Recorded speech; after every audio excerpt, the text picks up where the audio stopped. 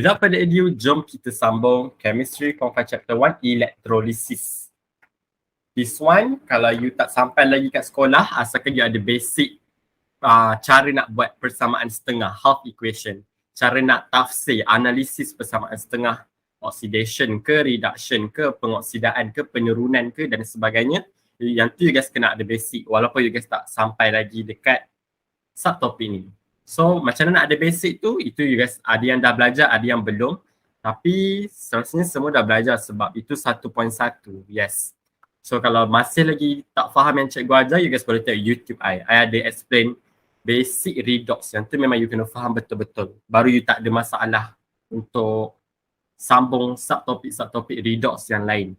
And I nak remind, waktu belajar memang tak semua students dan jaranglah semua students dia akan faham 100%, dia akan faham semua.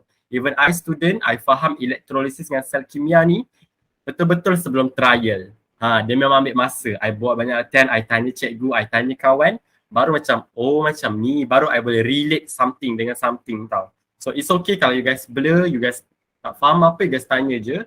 And then, I akan guide satu-satu. Jangan malu bertanya. Okay, so jom kita sambung. So ni you guys ada things to know. I dah prepare apa yang you guys kena tahu. So kita ada dua jenis sel. There are two types of cell. Chemical cell, sel kimia. Nama lain dia sel Voltan ataupun sel galvanic. Dalam English, galvanic cell. Ataupun sel elektrokimia. Dia ada 4 nama untuk sel kimia ni. Dan sel yang kedua kita ada electrolytic cell, sel electrolysis. Maksudnya elektrolisis lah. Okay. So bila cakap pasal elektrolisis, ada dua jenis elektrolisis. Satu, leburan. Molten ni leburan Elektrolisis yang jenis leburan. Satu lagi aqueous elektrolisis ataupun larutan. Okay, elektrolisis ada dua. Satu leburan, satu lagi aqueous. Aqueous tu maksud dia larutan.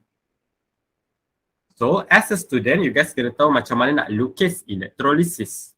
So jom kita belajar cara nak lukis leburan punya elektrolisis. Molten electrolysis is leburan. So first electrolysis, you guys kena ada bateri. So bateri, simbol dia adalah yang panjang, pendek.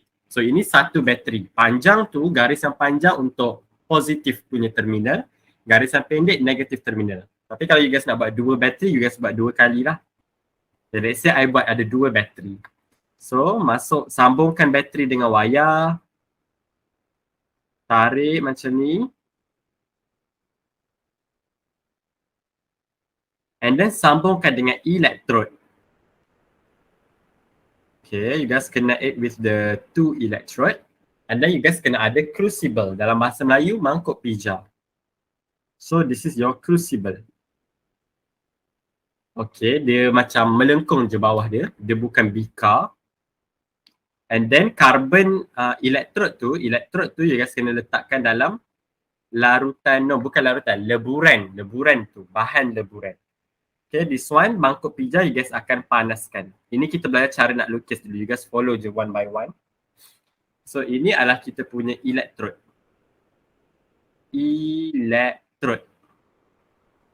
Okay. And then this one, bahan dalam mangkuk pija you adalah you punya bahan leburan. Bahan leburan tu adalah kita punya elektrolit.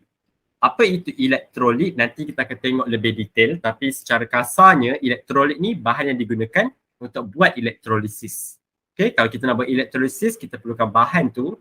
Bahan tu sama ada leburan atau aqueous. So bahan tu lah elektrolit. Okay, and then this is your mangkuk pija. So mangkuk pija ni, ini knowledge form 4 bab 8 yang you belajar. Alloy kaca dengan seramik, gelas dengan seramik. Mangkuk pija ni dibuat daripada seramik. So seramik you belajar form 4 bab 8 memang dia tahan panas, tahan suhu yang tinggi. That's why you guys kena panaskan. And kita pakai mangkuk pija instead of bika sebab mangkuk pija tahan panas. Kalau you pakai bika dia kaca. Kalau you panaskan nanti dia pecah sebab dia tak tahan panas. Okay, so itulah cara nak lukis elektrolisis leburan. You just kena ada bateri. Kalau sel kimia kita tak ada bateri tapi kita ada voltan. Tapi kan electrolysis kita tak ada voltmeter. No, voltmeter bukan voltage, sorry. Kalau electrolysis tiada voltmeter tapi kita guna bateri. Okay. Next, cara nak lukis electrolysis aqueous ataupun larutan. Sama juga you perlukan bateri. Yang panjang ni positif terminal, yang pendek ni negatif terminal. I buat 2 kali sebab I nak guna 2 bateri. And then you sambung dengan you punya dawai, wayar penyambung, wayar penyambung, and then you sambung dekat you punya 2 electrode. Okay, this is your electrode. Oh no, sorry. So this one, kalau aqueous, you punya larutan, kita tak guna mangkuk pijak. Kita akan guna bika. Bika. So bika bentuk dia macam ni. Semua orang tahulah bentuk bika macam ni. And then, sama juga dia akan dimasukkan dalam elektrolit, bahan yang kita nak buat. Bahan yang kita guna untuk elektrolisis. You kena ada dotted line ni dotted line. Dotted line ni maksudnya dia ada larutan. So, this one is your electrode macam biasa. Electrode. Ni kita akan guna bika instead of mangkuk pijak. And then you ada electrolyte. You punya larutan aqueous. Okay, aqueous solution in English. Alright, so itulah cara untuk melukis elektrolisis leburan dan elektrolisis aqueous, larutan. Okay, bila I cakap pasal aqueous, maksudnya dia larutan lah. Aqueous ni sama dengan larutan. Okay, larutan in English, solution. Alright, so kalau I laju, you boleh bagi tahu. So, jom kita sambung. Apa itu electrolyte? What is electrolyte? This one maksud dia you kena hafal. Soalan exam tak selalu keluar tapi pernah keluar. So, apa itu electrolyte? Electrolyte adalah bahan, I tulis dalam bahasa Melayu, bahan yang boleh mengkonduksikan elektrik. In English, sabar. Bahan yang boleh mengkonduksikan elektrik dalam keadaan leburan atau aqueous dan mengalami perubahan kimia. Bahan yang boleh mengkonduksi elektrik dalam keadaan leburan atau aqueous dan kemudiannya mengalami perubahan kimia. In English, a substance that can conduct electricity in molten state or aqueous state and undergo chemical changes.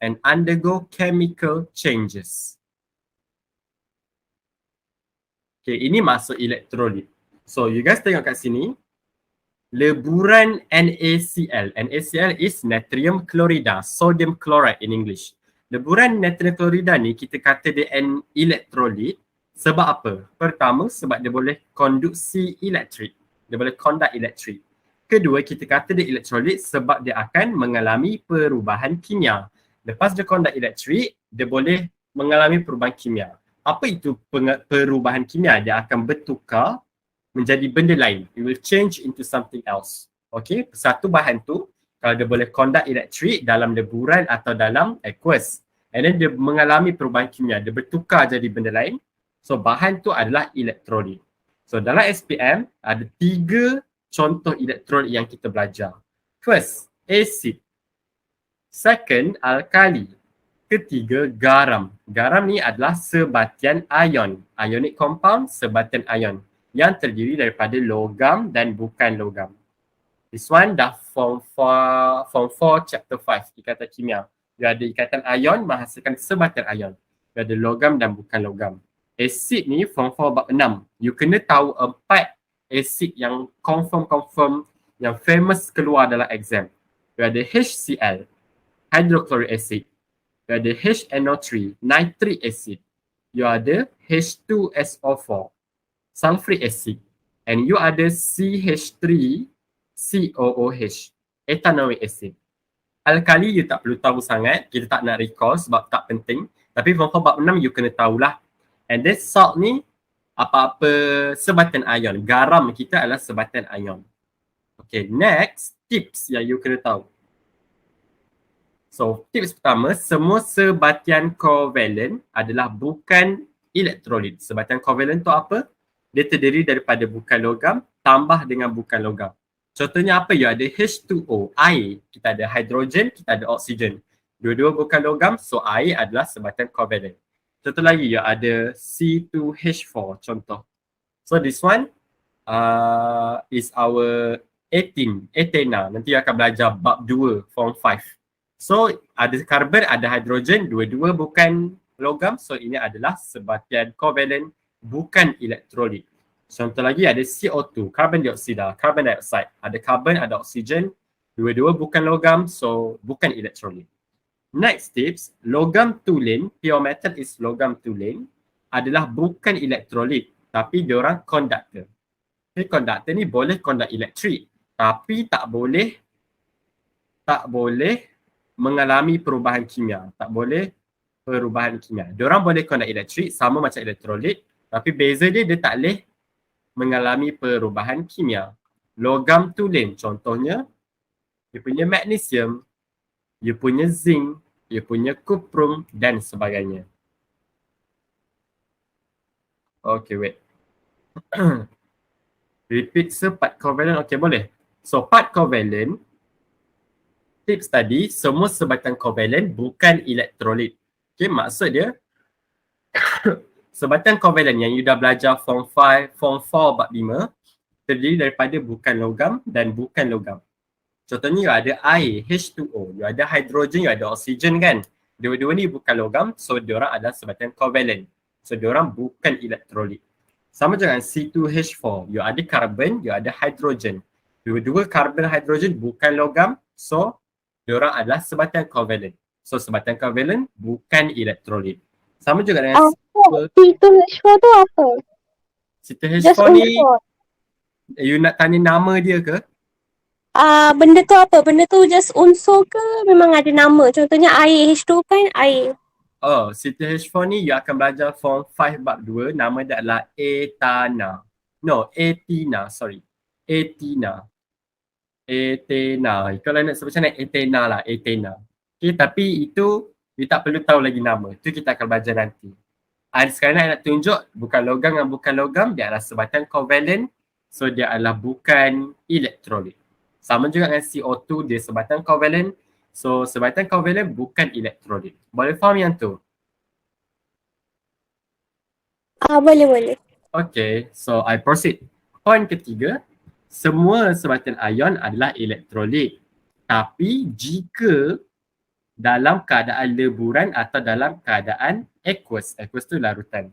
Okay, semua sebatan ion which is garam.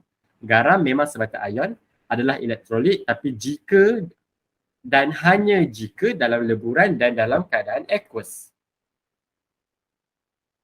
And then next, semua asid dan alkali adalah elektrolit. Ni memang kita dah tengok tadi. And then you kena hati-hati. You guys kena hati-hati kalau disebut perkataan glacial. Semayu C tu tukar jadi S je lah. Glacial acid ataupun alkali. Apa maksud glacial? Glacial maksud dia tiada air.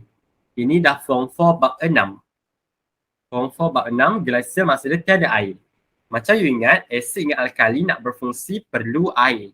Asid alkali perlu air. Asid dan alkali. Tapi kalau glacial, you tak letak air, so diorang tak boleh berfungsi.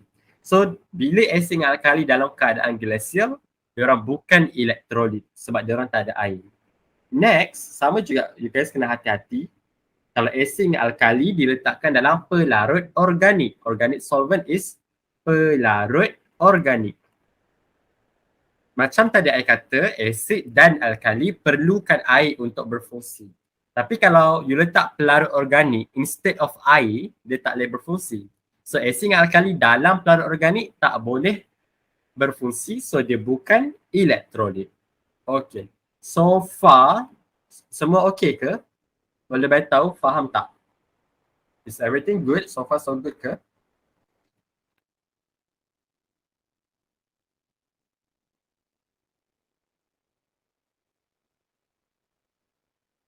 Okay, so alright. So jom kita tengok self-test. I nak test. You guys faham ke tak kita punya teori tadi? So this one, electrolyte ataupun tak. So yes ataupun no lah. So first kita ada leburan pelambem 2 bromida. Leburan pelambem 2 bromida. So what is our answer? Yes or no? Dia electrolyte ke tidak? What do you guys think? Yes or no?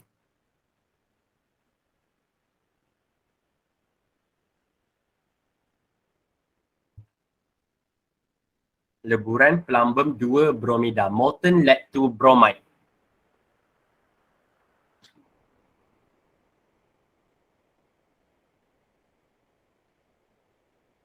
Yes kalau dia elektrolit, no kalau dia bukan elektrolit. You guys rasa macam mana?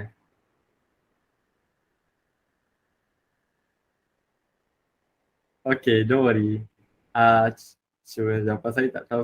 Okay, it's okay, don't worry. Jawapan kita adalah yes. Okay, jawapan kita adalah yes. Dia adalah elektrolit. Sebab apa? Sebab lead to bromide, pelambang 2 bromida adalah PbBr2. Ini formula dia. So, you ada pelambang, you ada bromin, you ada logam, you ada bukan logam.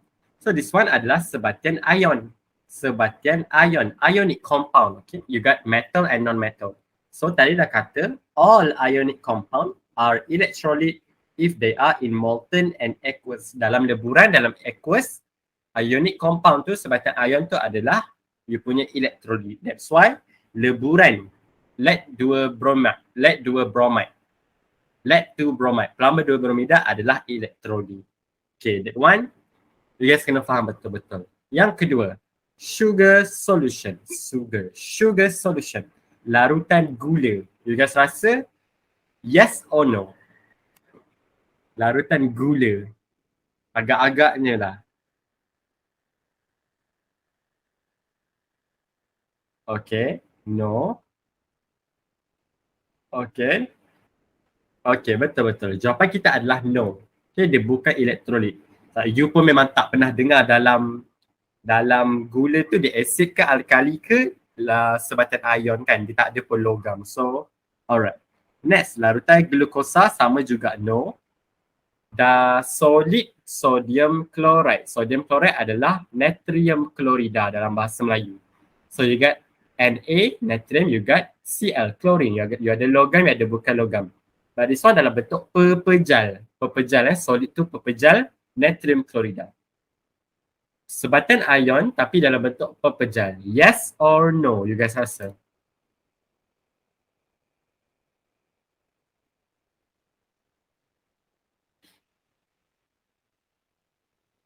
Okay.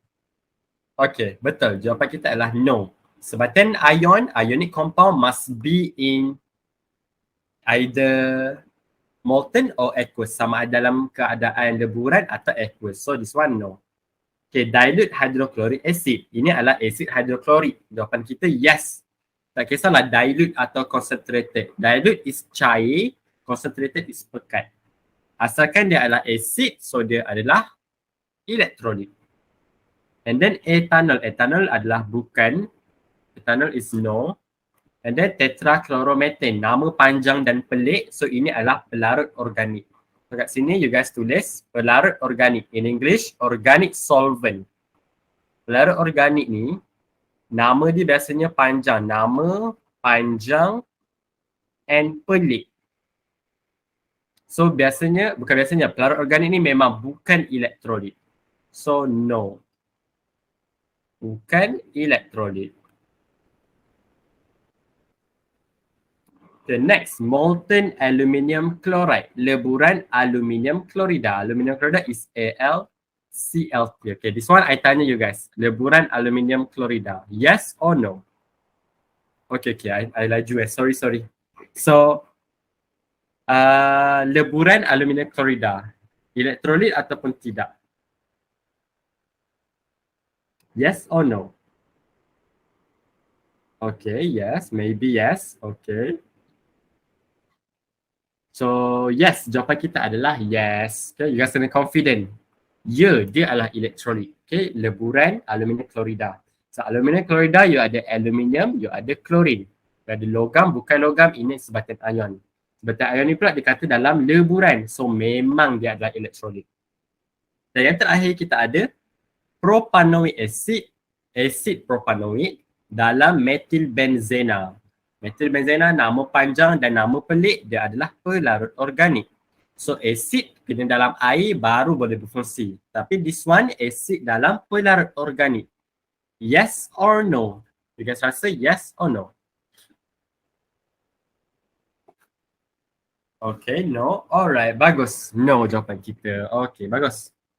So, I think you guys dah master this one. Elektrolit atau bukan elektrolit. So, next. Kita tengok molten electrolysis. Dia punya FAQ. Soalan-soalan yang selalu ditanya dalam exam. But before that, so far so good ke? So far so good? Boleh faham semua?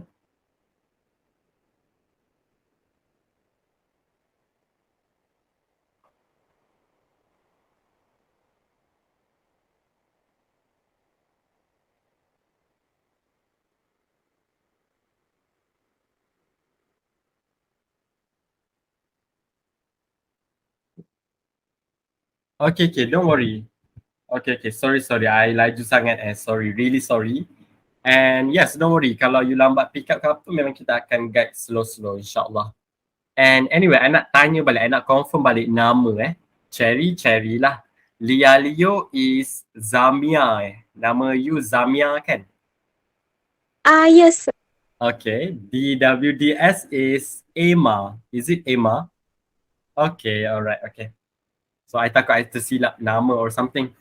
Okay, so this one kita proceed you punya FAQ. So dekat sini kita akan tengok elektrolisis punya soalan. So you tengok sini, kalau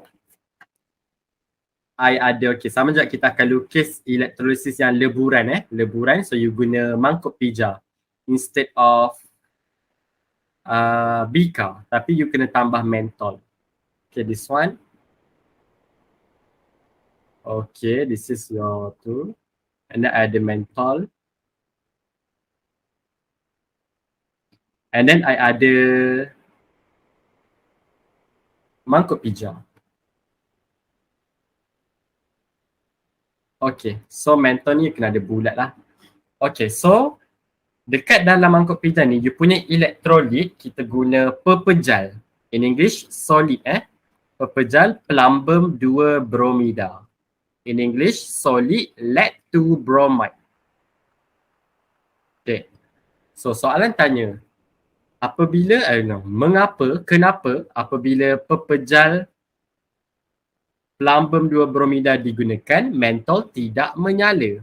Okay, so kalau dekat gambar ni, kalau you guys buat dalam real life, you guys guna pepejal, mentol ni tak menyala. So soalan exam tanya, kenapa? So ada 3 poin cara nak jawab. Pertama, you guys tulis macam ni. Dalam keadaan pepejal, ion Pb2+, so you guys tahu memang dalam lambda 2 bromida you ada ion Pb2+, dan ion Br- berada dalam struktur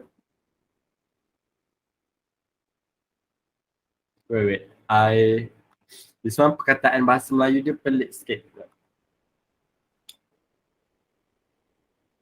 Okay, give me some time untuk cari.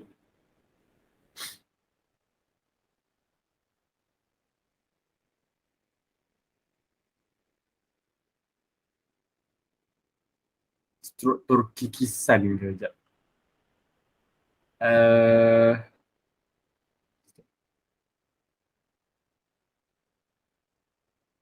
Struktur kekisi ion. Okay.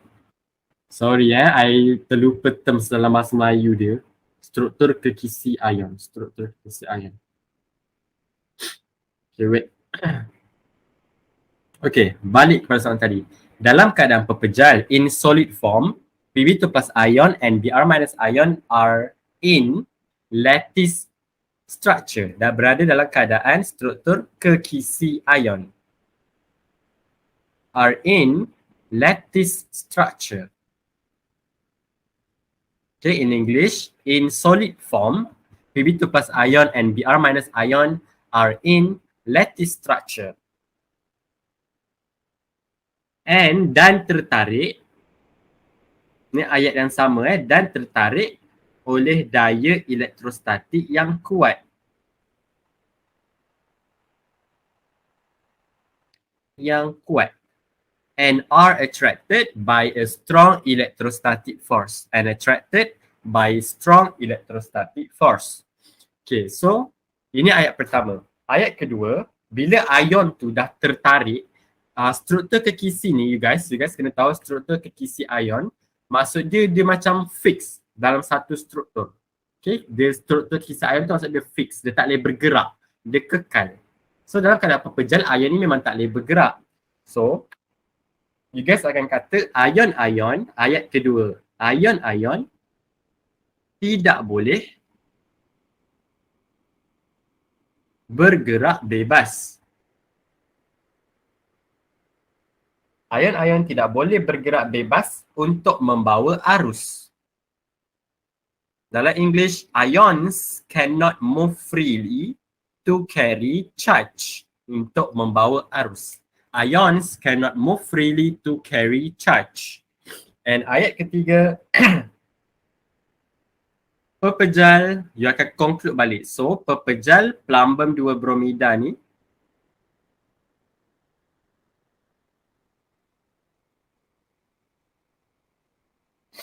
tidak boleh mengkonduksikan elektrik. So, solid lactobromide cannot conduct electricity. Okay, ini adalah cara nak explain kenapa pepejal, kalau elektrolit dalam bentuk pepejal tak boleh conduct elektrik. So, ini adalah ayat dia. So, I nak recall kat sini, sebenarnya ayat ni dia related dengan form 4 bab 5 ikatan kimia. Okay, kalau you perasan, cara I ajar, I akan recall mana bab yang berkaitan supaya you guys tahu, oh bab tu sebenarnya penting, aku kena revise, aku kena master bab tu betul-betul. Okay, so dekat form 4 bab 5, form 4 bab 5, sorry. Dekat form 4 bab 5, this one, ikatan kimia, okay. Kita belajar sesuatu bahan, kalau bahan tu nak konduksi elektrik, kalau bahan tu nak konduksi elektrik, ni you guys tulis je lah. You guys kena ada dua benda. Pertama, you guys kena ada elektron yang bergerak bebas ataupun ion yang bergerak bebas.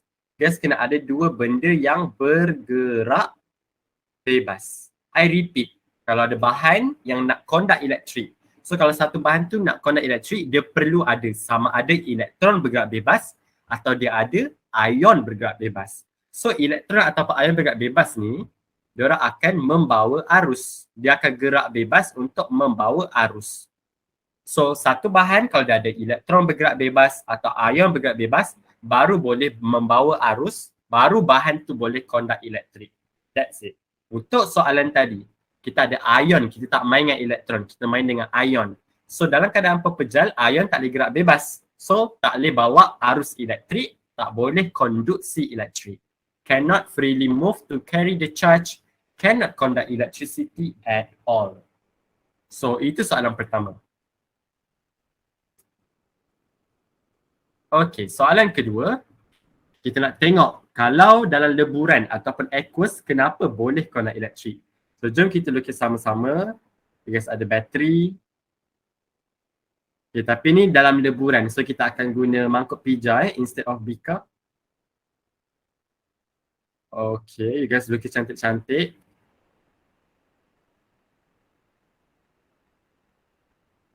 Okay, alright. So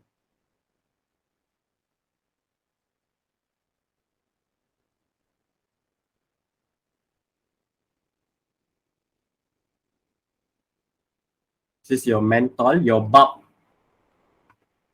Okay, this one elektrolit kita guna leburan. Kalau tadi pepejal, this one leburan. Plumbum 2 bromida. Molten lead to bromide in English. So soalan tanya, why when molten lead to bromide is used, the bulb light up? Kalau you guys perasan, kalau dalam real life you guys buat gambar rajah macam ni, mantle you guys akan menyala. So kenapa kalau guna leburan menyala? Tadi pepejal tak menyala. Jawapan kita akan main dengan apa yang bergerak bebas. Ion yang bergerak bebas. So you guys akan kata, dalam keadaan leburan, in molten form,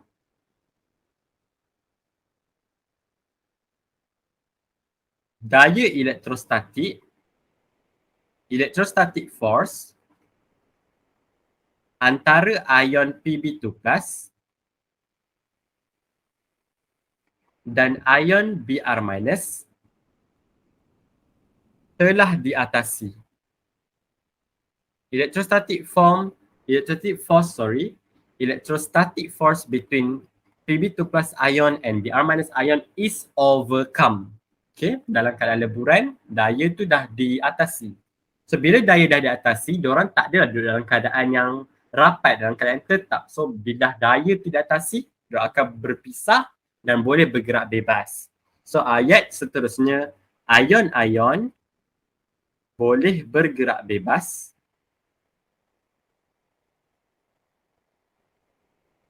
untuk membawa arus. The ions can move freely to carry the charge. The ions can move freely to carry the charge. And ayat terakhir, leburan plumbum 2 bromida. The molten lead to bromide boleh mengkonduksi elektrik. Sebab you dah ada benda yang bergerak bebas, which is you punya ion. Ion you bergerak bebas, so boleh bawa arus, bolehlah bahan tu, which is leburan plumbum 2 bromida untuk konduksi elektrik. Molten lead to bromide can conduct electricity. So itulah kenapa pepejal punya elektrolit tak boleh conduct elektrik, tapi leburan boleh conduct elektrik. Okay, boleh faham ke semua? So far so good. Sir, soalan macam ni memang penting ke untuk bab electrolysis? Electrolysis Memang ni, masuk dalam penting. exam. Yes. Oh, okay. Memang soalan kadang-kadang tanya dan ini memang kadang-kadang keluar dalam exam, betul. Dan ini sebenarnya konsep yang penting sebab dia relate dengan Form 4 bab 5 sebenarnya. Form 4 bab 5 dia selalu tanya kenapa ada bahan yang boleh conduct elektrik, kenapa ada bahan yang tak boleh. Okay, so yang lain boleh faham kalau tak faham atau I laju ke apa, you guys remind. Okay, so I proceed. So baru kita masuk cara nak jawab soalan leburan, electrolysis. Tadi tu dah tengok teori. This one. Macam mana, how to answer molten electrolysis question, cara untuk menjawab leburan electrolysis leburan. So first you guys kena label terminal, positif atau negatif. So macam nak tahu terminal positif atau negatif, you guys akan tengok bateri. So macam tadi lah, yang panjang ni sebenarnya terminal positif dekat bateri, yang pendek ni terminal negatif dekat bateri. Okay. Next, you guys kena kenal pasti ion yang hadir dalam elektrolit. Contoh, I ada leburan NaCl, natrium chlorida. So ion yang kita ada, you ada ion Na+, you ada ion Cl-. Next, kalau I ada leburan molten AlBr3, aluminium bromida. So I ada ion Al3+, Br-. This one dah berbalik kepada Form 4 bab 3, cara you nak predict formula kimia, which is video baru I upload tadi kat YouTube. So kalau ada masa free, you perlukan bimbingan, you tengoklah. So itu cara nak tentukan ion apa yang hadir. Step ketiga, dekat mana ion-ion yang akan pergi. Okay, secara common sense-nya, kita ada positif terminal dengan negatif terminal. So kalau positif terminal, okay, positif terminal, Ion yang akan tertarik dekat positif terminal mestilah ion negatif sebab negatif tertarik kepada positif. So, ion yang negatif yang akan pergi. Tapi kalau kat terminal negatif, ion yang akan pergi dekat terminal negatif tu adalah ion positif. Ion positif namanya adalah cation. Ion negatif you belajar anion. Dalam elektrolisis, terminal positif is you punya anode. Terminal negatif you punya cathode. Dia akan terbalik dengan sel kimia. Okay. So, itu step ketiga. Next, step keempat yang you kena tahu, selepas ion-ion tu bergerak ke terminal, semua ion akan discharge. Dalam bahasa Melayu, nyah-cas. Nyah-cas. Apa maksud nyah-cas? Nyah-cas ni maksudnya dia akan buang cas daripada ion, dia nak jadi neutral. So dah tak ada dah ion. It becomes neutral, so no more ion. And then step kelima, you kena dapatkan persamaan setengah, and then you buat analysis redox, and then you buat observation. Yang ketiga step ni memang penting dalam redox. Pergilah kat mana-mana bab, always ditanya persamaan setengah, analisis redox, sama ada you nak guna kaedah nombor pengoksidan atau kaedah elektron, and then pemerhatian. This one I ada upload dalam YouTube yang I suruh you tengok. Bila you free, you tengok. Okay, so bila cakap pasal observation, nombor 4 tu repeat nombor 4. Okay, boleh. Nombor 4 ni, selepas ion pergi ke terminal, sama ada ion, kalau ion tu negatif, dia pergi terminal positif sebab charge berbeza. Ion positif, dia mestilah pergi kat terminal negatif. So lepas ion ni dah pergi kat dua terminal yang berlainan tu, semua ion ni akan nyah charge. Apa itu nyah charge? Dia akan buang charge. Remove the charge. Itu maksud nyah charge. The word pun ada nyah. Nyah charge maksudnya nak buang charge. So daripada dalam keadaan ion, lepas dia buang charge, dia akan jadi neutral. So bukan lagi dalam bentuk ion. Dia akan jadi dalam bentuk neutral. Boleh faham yang tu Emma? Alright, good. So, I proceed pemerhatian. Okay, pemerhatian dalam elektrolisis, okay, this one memang penting. Okay, habis ni kita akan take 5, lepas tu kita tengok soalan. Okay, don't worry. Kalau ada yang nak overwhelm ke apa, don't worry. So, pemerhatian dalam elektrolisis sama strategi ataupun konsep untuk leburan dan aqueous. So, pemerhatian, you akan refer kepada persamaan setengah. Before that, I nak remind, you punya persamaan setengah adalah king of redox. Okay. Persamaan setengah ni memang you wajib untuk tahu macam mana nak buat, macam mana nak dapat. Okay, persamaan setengah. You belajar redox, you dah belajar banyak, tapi persamaan setengah you masih ada problem. So hati-hati kat situ. You jangan make sure persamaan setengah you ada problem. Kalau ada problem, jangan gelabah, jangan panik. You tengok video I, you tanya cikgu, you tanya I, you tanya kawan-kawan. Sentiasa ada masa untuk you improve diri you. So, bila cakap pasal pemerhatian, you akan refer kepada king of redox, persamaan setengah. So, you tengok ni, kalau produk, which is kita punya hasil, adalah logam, metal, so you akan expect pepejal terenap. Pepejal akan terenap. I repeat, kalau produk you dalam persamaan setengah tu, before and after. Kalau after you tu adalah logam. So, pemerhatian kita pepejal terenap. Tapi kalau hasil you adalah bukan logam, macam klorin, bromin, so you akan expect gas akan terbebas. Okay, kalau pepejal you guna perkataan terenap, kalau gas you guna perkataan terbebas. So this one, produk gas. Okay, gas kita akan tengok apa pemerhatian. Kalau klorin adalah bukan logam, so memang gas. Bromin bukan logam, gas. Iodine gas, oksigen gas, hydrogen gas. So apa ayat pemerhatian dia? Kalau gas klorin, you guys kena tahu warna dia. Warna dia adalah kuning kehijauan. So ayat pemerhatian you guys akan tulis macam ni. Gas kuning kehijauan. Kalau gas, you guys akan guna perkataan terbebas. Okay. So bromin pula. Bromin adalah gas, warna dia perang. Gas perang terbebas. Kalau iodine, dia adalah gas warna ungu. Gas ungu terbebas. Okay, kalau oksigen dan hidrogen, dia tidak berwarna. Okay, ni make sense lah. You tengok sekeliling you, kita ada banyak oksigen. memang tak ada warna.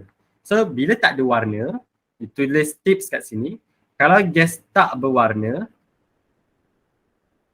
kalau macam klorin, bromin, iodin ada warna, tapi kalau hidrogen dengan oksigen tak berwarna, you kena letak perkataan gelembung. So ayat kita untuk oksigen dengan hidrogen, gelembung, gas tidak berwarna. Sama juga ini adalah sejenis gas. Dia akan guna perkataan terbebas.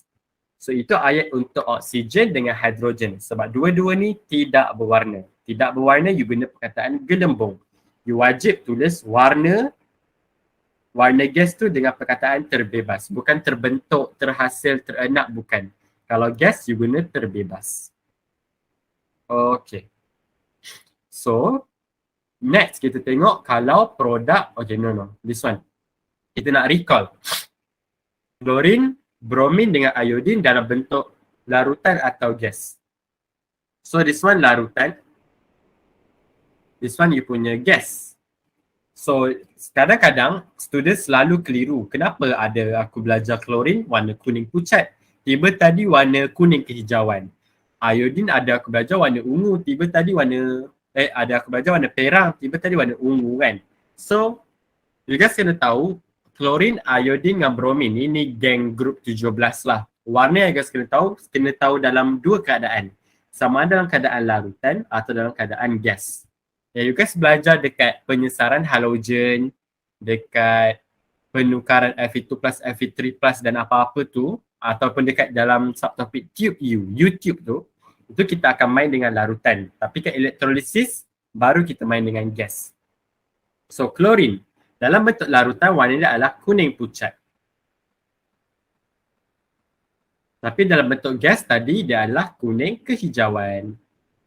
Dalam English, kuning kehijauan dalam English, greenish yellow. Kalau perang, brown. Kalau ungu, purple. Kuning kehijauan. Greenish yellow gas. Okay, bromin dalam bentuk larutan, warna perang. Dalam gas, sama juga warna perang. Iodin dalam larutan, warna perang juga. Tapi kalau dalam gas macam tadi, warna ungu, purple. Okay. Next, sekarang ni kita dah tengok pemerhatian gas. Kalau produk dia, ya. Boleh tak sebagi beberapa contoh logam dengan bukan logam untuk yang atas tu? Beberapa contoh logam dan bukan logam. Untuk yang pepejal terenap gas terbebas tu. Okay. Logam dengan bukan logam. Untuk yang bukan logam, contoh dia this one. Yang I dah buat tadi, itu je you kena tahu Zamia. This one. Ini je yang bukan logam. Okay, so kalau bukan logam, gas. Kalau logam, ni baru I nak explain. This one. Okay, kita tengok. Kalau logam, produk kita logam, kita akan expect pepejal terenap. So, you guys kena tahu semua logam adalah, sebenarnya ni I tertinggal tau. Dia sepatutnya grey solid. Dia adalah pepejal kelabu. Semua logam warna dia adalah pepejal kelabu. Kecuali, except dua benda ni. You punya Ag, argentum, bahasa Inggeris silver, atau you punya cuprum, bahasa Inggeris copper. Kalau silver, argentum, warna dia adalah pepejal. Dia adalah pepejal lah, tapi kelabu berkilat. You kena letak perkataan berkilat. So sebab ada pepejal, you kena cakap terenap. Kalau cuprum, you punya copper. Cuprum, warna dia adalah perang. So dia adalah jenis pepejal, perang terenap. Dalam English, terenap is deposited. So kalau silver, shiny grey solid. Shiny tu berkilat. Shiny grey solid. I tulis shiny grey solid is deposited. Tapi kalau copper, you punya copper, brown solid is deposited. Is deposited. I repeat, semua kalau you tengok persamaan setengah, which is you kena master cara dapatkan persamaan setengah. Kalau hasil produk you bukan logam, you akan dapat gas macam tadi. You kena tahu warna dan kita kena guna perkataan terbebas. Tapi kalau hasil you punya produk is a metal, adalah sejenis logam, you akan cakap pepejal terenap. Semua pepejal warna dia adalah kelabu, grey solid. Kecuali dua ni, argentum dan cuprum. Okay. Kalau you punya persamaan setengah, hasil you adalah magnesium. So pepejal kelabu terenam. Hasil you adalah zinc, pepejal kelabu terenam. Hasil you adalah aluminium, pepejal kelabu terenam. Tapi kalau argentum atau cuprum, argentum warna dia pepejal kelabu berkilat. You kena letak perkataan berkilat. Kalau cuprum, pepejal perak. Okay, that one is contoh dia. Boleh faham yang tu Zamia? Boleh. Thank you, sir. Okay, alright, don't worry. Okay, next, terminal. Okay, terminal ni I dah recall tadi lah. Kalau positif terminal, anode. Okay, dalam bahasa Melayu, you tak ada huruf E tu lah. So, negatif terminal, you punya cathode. Tapi kalau sel kimia, terbalik. Okay, positif terminal, anode. Negatif terminal cathode, itu untuk elektrolisis. Cara nak hafal, okay, ni cara nak hafal, I akan guna VAN. You tak payah tengok EAP, guna je VAN. V ni maksudnya dalam sel voltan, you punya voltaic cell, sel voltan tu sel kimia lah, nama lain dia. Anode is, you punya terminal negatif. So kalau dalam sel voltan cathode, so dia akan berlawanan positif terminal. So kalau elektrolisis terbalik. Dalam sel elektrolisis, anode you adalah positif. So cara you hafal VAN, you hafal je anode kat sel voltan, sel kimia, negatif terminal. So you boleh hafal, you terus faham, you boleh terus ramal apa terminal-terminal untuk yang berbaki dia. Okay. So kita dah habis cara nak jawab ni. Kita belum tengok soalan lagi. So before kita tengok soalan, kita take 5 dulu. Kalau ada nak tanya, nak suruh ulang, you boleh tanya. So baru kita nak buat soalan leburan elektrolisis. Anyway, I nak remind bab redox ni dekat kimia form 5, 3 ranking bab yang panjang dan agak mencabar. First, yang top 1 adalah redox. Okay, kalau you rasa susah ataupun banyak sangat benda, it is a fact. Bab ni memang panjang.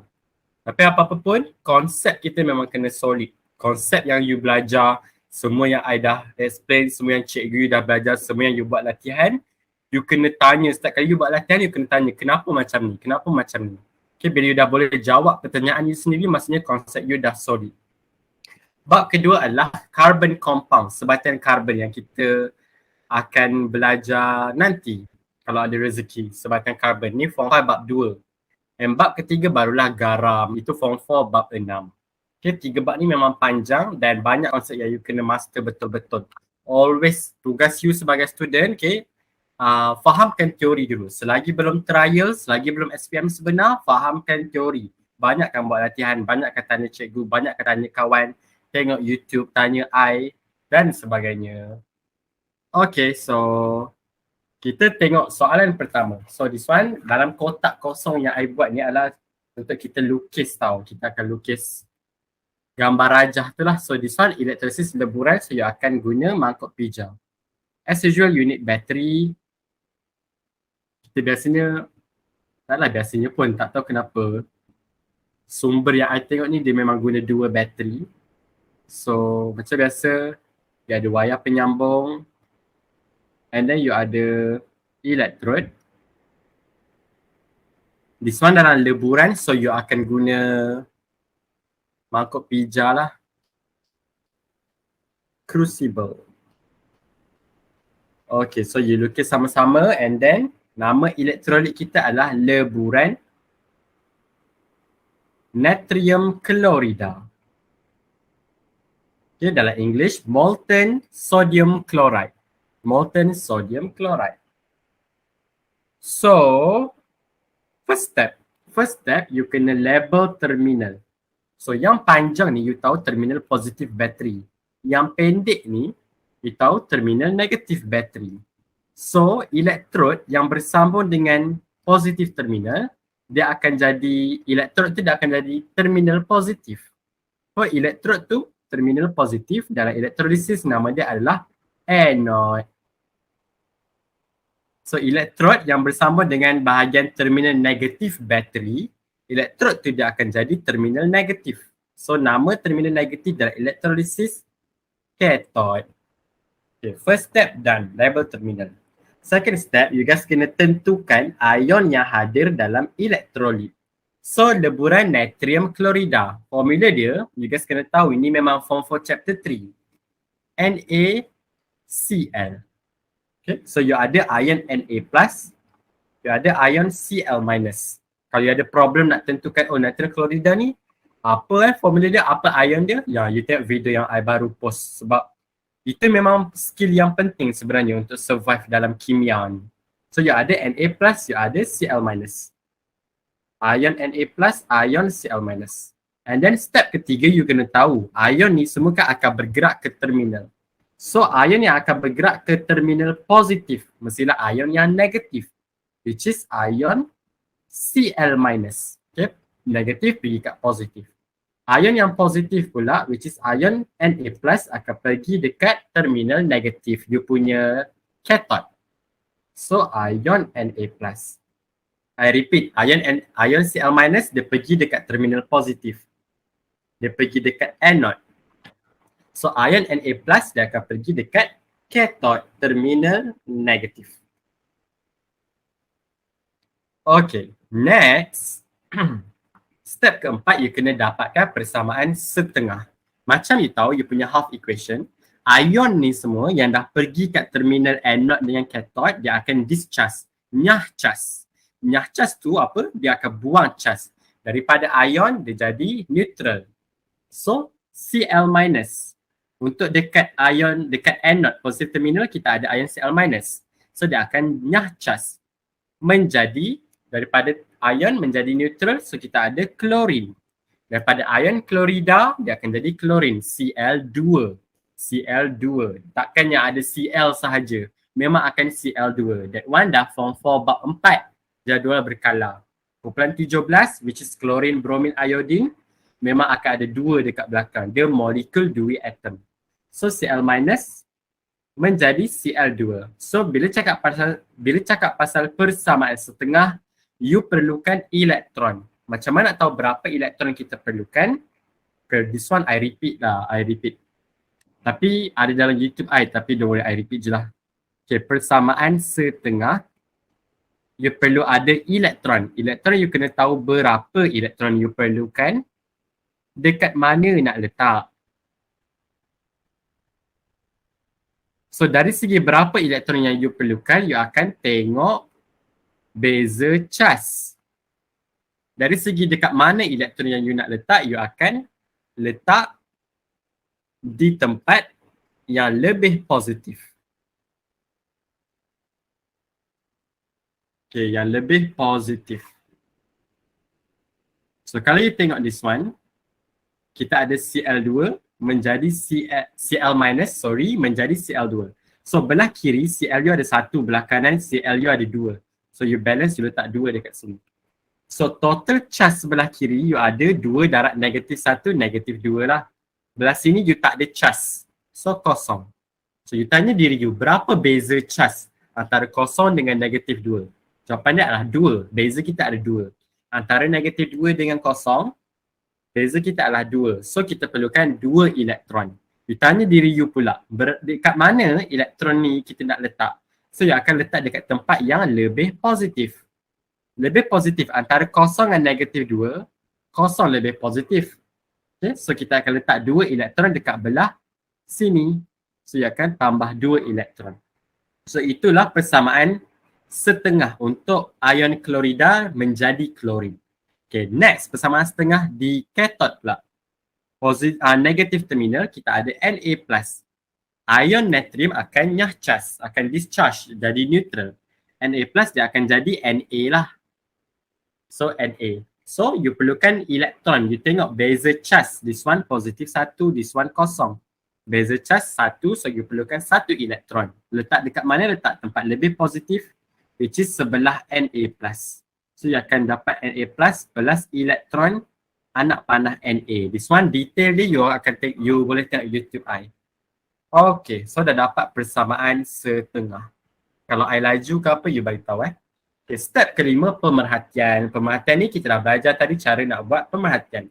Kalau you tengok persamaan setengah pertama dekat anode ni, you ada Cl2. Cl2 bukan logam. So kita akan expect kita nampak gas terbebas. Gas klorin. Gas klorin, kalau tengok nota tadi, warna kuning kehijauan, greenish yellow. So jawapan kita adalah gas kuning kehijauan.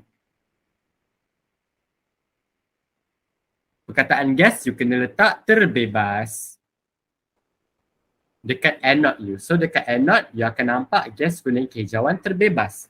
Dekat cathode you punya terminal negatif, you akan dapat logam natrium. So you akan expect pepejal terenap.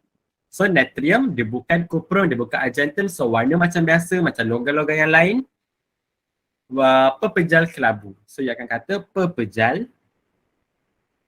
kelabu. So disebabkan pepejal you tak guna perkataan terbebas, you guna perkataan terenap. Grey solid is deposited. Okay, so kalau you tengok gambar dekat anode ni kan akan adanya gas klorin. So kalau you buat eksperimen ni dekat makmat, you akan nampak ada gas warna kuning kehijauan yang terhasil dekat anode. Dekat cathode pula you ada pepejal kelabu, you punya natrium. So dia akan terenap, iaitu melekat dekat elektrod tu. Macam ni. So itulah apa yang akan jadi kalau you buat dekat makmal. Itu pemerhatian yang you akan nampak. Last sekali kita nak cari persamaan ion, ionic equation. Cara dia, you guys akan gabung dua persamaan setengah. Tapi make sure bilangan elektron kena sama. Okay, so kita ada dua persamaan setengah tadi. Satu dekat anode, satu dekat cathode. Tapi kalau tengok, elektron tak sama. This one kita ada dua elektron. This one ada satu. So untuk persamaan natrium ni, you guys kena darab dua. Darab semua dengan dua. So, darab dua. So you guys akan dapat 2 Na plus tambah 2 elektron sebab semua tu you guys darab 2. Anak panah 2 Na. Satu lagi 2 Cl minus. Anak panah Cl2 plus 2 elektron. So elektron dah sama. Bila elektron dah sama, you akan buang elektron. You akan gabungkan dua-dua persamaan setengah ni. So yang sebelum arrow you sekalikan, selepas arrow pun you sekalikan. So you guys akan dapat 2 Na plus gabungan 2 Cl minus. And then arrow 2 Na gabung dengan Cl2. Okay, persamaan ion you digabungkan dua persamaan setengah. Make sure elektron sama. Lepas elektron dah sama, lepas you dah darab nak bagi sama, you buang elektron and then you sekalikan sebelum tindak balas dengan selepas tindak balas. So this is your persamaan ion. Selesai soalan 1. So ada apa-apa soalan? So far so good everyone. Boleh faham ke?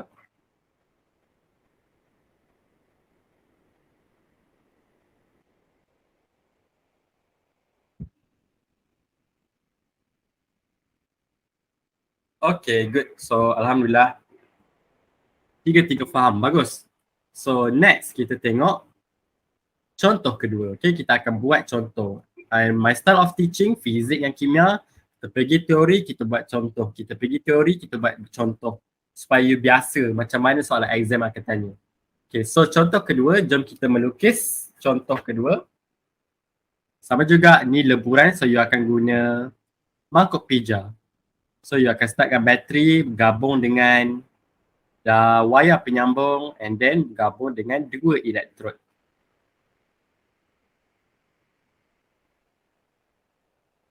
Okay, this is your mangkuk pija. Alright. And then dalam leburan ni, dalam elektrolit kita guna leburan. Plumbum 2. Bromida. In English, molten lead to bromide. Bromida. Molten lead to bromide. Okay, first step. Okay, you lukis cantik-cantik. So first step, tentukan terminal. So jom tengok terminal. Yang panjang, terminal positif bateri. Yang pendek, terminal negatif. So elektrod yang bersambung dengan terminal positif, itu adalah kita punya anode. Terminal positif. So you tulis sini positif, which is you punya anode. So, elektrod yang bersambung dengan terminal negatif bateri, itu you punya cathode. terminal negatif. Okay, so step kedua, you tentukan ion yang hadir. So dalam pelambung 2 bromida, okay, you kena tahu pelambung 2 bromida, formula kimia dia apa? Kita ada Pb Br2. So you kena tahu apa ion yang ada. So you boleh pecahkan menjadi ion Pb2+, ion Br-. Okay, Pb2+, Br-. That's why dia jadi Pb-Br2. So ion yang ada, kita ada ion Pb2+ and ion Br-. Step kedua done. Step ketiga, kita tengok ion ni, you guys tahu dia memang akan bergerak ke terminal positif atau negatif. So yang ion yang pergi positif terminal, which is you punya anode, mestilah ion negatif, which is ion Br-.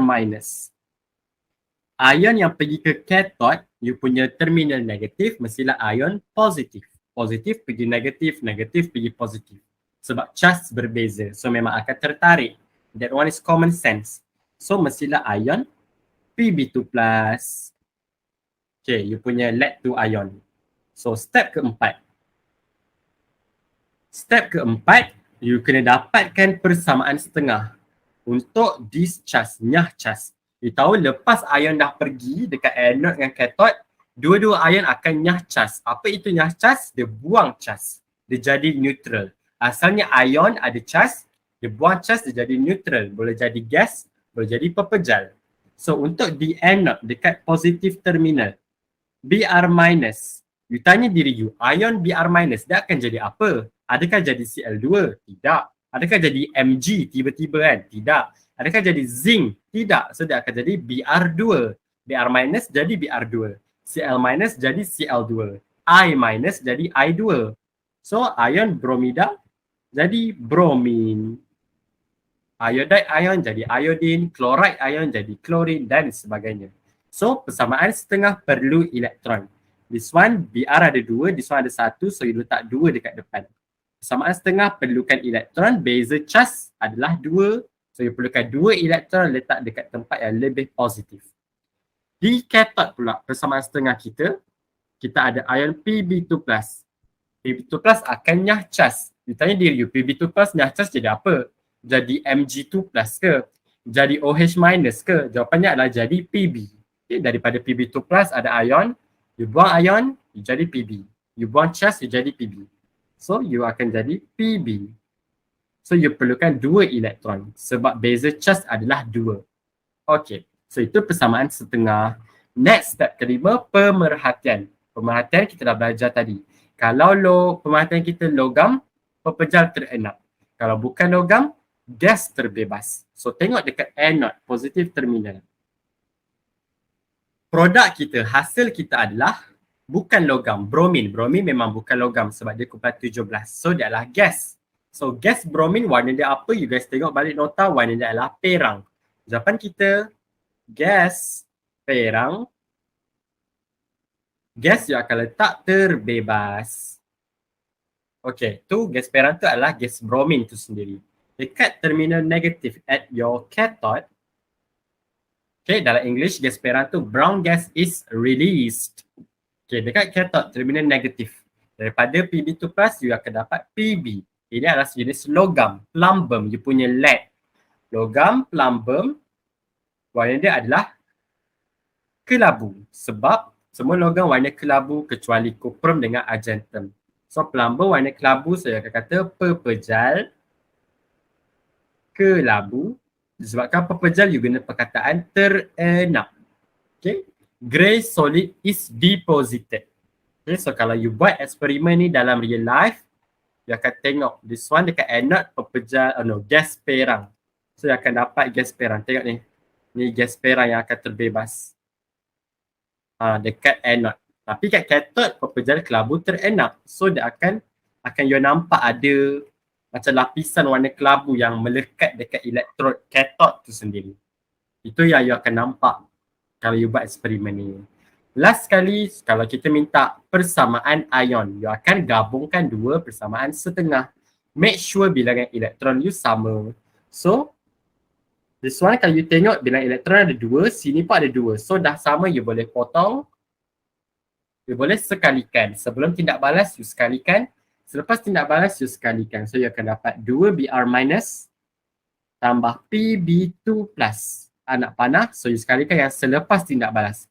BR2 plus PB. Okay, mungkin you tanya, kalau PB2 plus dulu baru 2 BR minus boleh ke? Boleh, tak kisah. So, kalau PB2 plus tambah 2 BR minus, so you cantikkan, you tulis juga PB dulu. Tambah BR2. Mana-mana je. Persamaan kimia ni dia tak ada turutan tau. Yang penting betul. Itu persamaan kimia kita. Okay. So boleh faham ke contoh kedua everyone? So far so good? Sir nak tanya. Boleh. Kejap sir. Tanya apa tu? Jadi dia memang kena ada satu gas, lagi satu pepejal sir. Biasanya untuk leburan ni memang akan jadi macam tu. Ada satu gas, ada satu pepejal. Untuk aqueous larutan kita akan tengok kejap lagi, you akan nampak ada situasi yang gas dengan pepejal, ada situasi gas dengan gas. Dia tak boleh nak conclude, pemerhatian je memang gas dengan pepejal. Dia tak boleh nak conclude tu. Dia kena tengok situasi dengan relate dengan konsep yang you dah belajar. Boleh faham? Boleh. Thank you sir. Alright. Soalan SPM tahun lepas ada keluar ke soalan macam ni? You mean SPM yang I jawab SPM 2021. So kalau SPM 2021 I think kat paper 2 tak ada, tapi paper 1 I tak ingat, tapi I rasa tak ada kot. Electrolysis kan ada dua, leburan dengan aqueous. Yang common, gila-gila common, yang famous lah, yang larutan, aqueous tu. Leburan ni biasanya dekat paper 1. Paper 1 memang selalunya ada. Dan I rasa kalau keluar tahun lepas ada kot. Mungkin I tak ingat. Tapi paper 2 tak ada. Paper 2 dia lain soalan redox dia. Paper 2 kalau electrolysis keluar memang aqueous, larutan aqueous. Sebab leburan ni dia senang. Dia direct. Nanti kita akan belajar larutan, dia akan start twist. Dia ada konsep tambahan dia yang student selalu pening. Okay. So Sir, lagi satu. Kalau dekat terminal positif, dia ion-ion yang negatif kan, contohnya bromin, ion bromin dengan ion klorin. Betul. Yang akan pergi ke terminal positif, betul? Lepas tu kalau yang negatif pula dia yang positif, dia bukan yang ion negatif.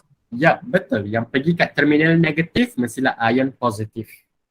Okay.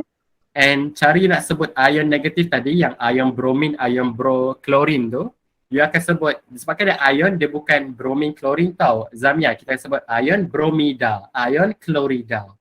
Kalau dia bukan dalam bentuk ion, dalam bentuk gas tu yang Br2, Cl2, bukan yang Br minus, Cl minus, itu baru disebut bromin, klorin. Yang tu tak ada perkataan ion.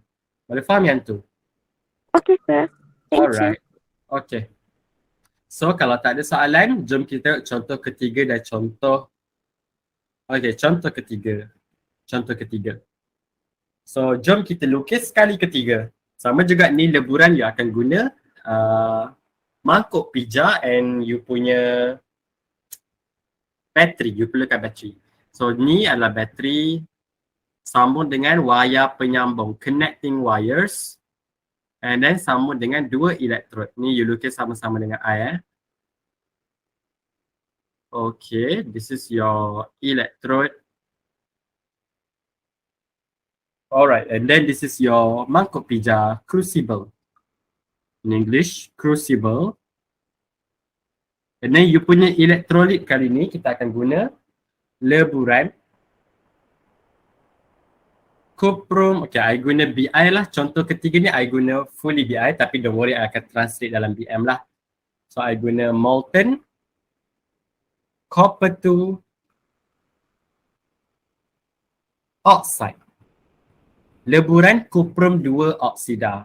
Leburan cuprum 2 oksida. First step you guys akan label terminal. Yang panjang you tahu terminal positif, yang pendek terminal negatif. Okay. So, elektrod yang bersambung kat terminal positif akan jadi terminal positif. Elektrod yang bersambung kat terminal negatif akan jadi terminal negatif. Terminal positif nama dia anode, terminal negatif nama dia cathode. Okay, step pertama done. Step kedua, identify ion present in electrolyte. You kena tahu ion yang hadir dalam electrolyte. So copper to oxide, formula dia yang you kena tahu CuO, cuprum 2 oksidam. So you ada ion cuprum, copper to ion Cu2+, you ada ion oksida O2-, oxide ion. So kita ada ion Cu2+, ion O2-. Okay. Next, you tahu ion ni semua akan bergerak ke terminal yang berbeza. Macam Zamia cakap tadi, ion positif pergi terminal negatif. Ion negatif pergi terminal positif. So ion yang pergi terminal positif, you punya anode. Mestilah ion negatif, which is you punya O2- ion. And then ion yang pergi negatif terminal, you punya cathode. Mestilah ion positif, which is you punya Cu2+ ion. Okay, next. Kenapa dia pergi terminal ni? Sebab dia akan nyah charge, dia akan discharge, buang charge. Asalnya dalam bentuk ion ada charge. Dia akan nyah charge, dia akan discharge, jadi dalam bentuk neutral. So dekat anode, positive terminal, O2- adalah ion oxide, ion oksida, oxide ion. So you tanya diri you, oxide ion akan jadi apa? Akan jadi oksigen lah.